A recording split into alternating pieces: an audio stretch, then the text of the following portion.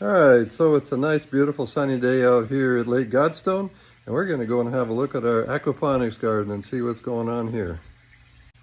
Our aquaponics garden actually has vegetables growing in soil, but the main purpose of this facility is to support fish and veggies at the same time. So our fish that are inside this tank are bluegill. The bluegill are fed daily by this tank, and this tank contains fish food. So the bluegill in here are pooping in the water after they eat the fish food that's provided to them daily. That water that's inside the tank is then pumped up into this swirl tank that's in the top bed.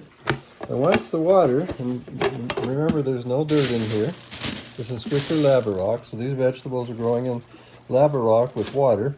When the water reaches a certain level, this bell siphon releases the water through this pipe and into these tanks.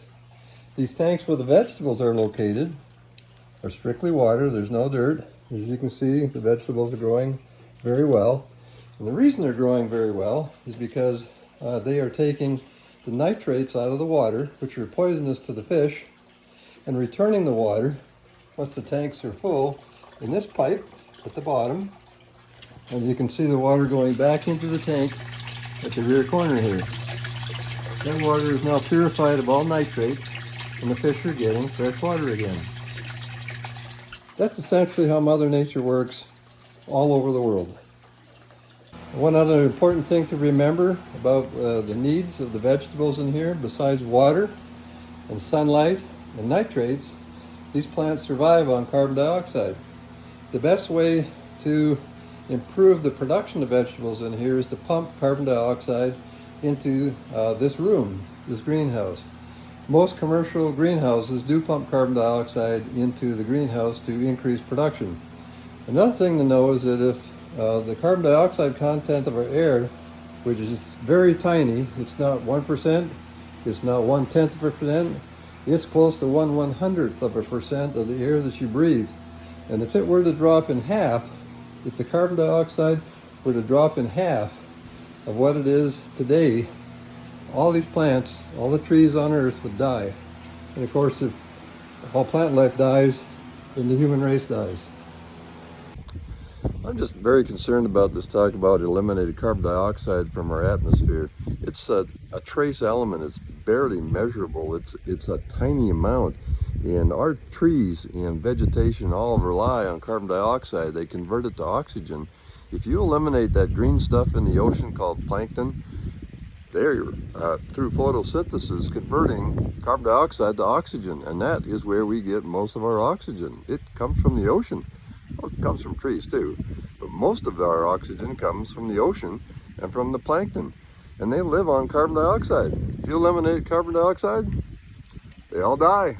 No more oxygen being made, and guess what? Our plants all die too, because they need carbon dioxide. So we certainly want to clean up our atmosphere wherever we can, but actually the carbon dioxide, as it's increased around our world, populations that are in those areas are seeing greener pastures. They're seeing vegetation growing much quicker. In my aquaponics garden, if I was to crank up the carbon dioxide content and pump carbon dioxide into my greenhouse, I would see a 4-fold increase in the production of vegetables there.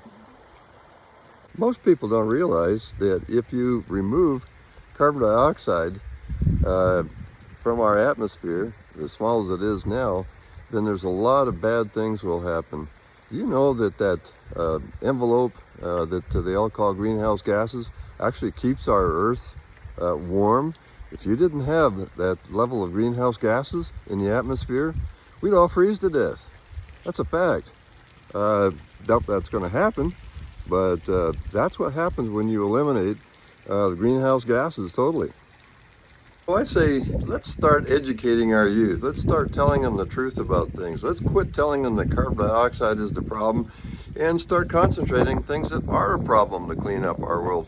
For heaven's sakes, methane coming out of the burning off of natural gas because we don't have any pipelines. That's where most of that methane comes from, but again, it's pretty tiny.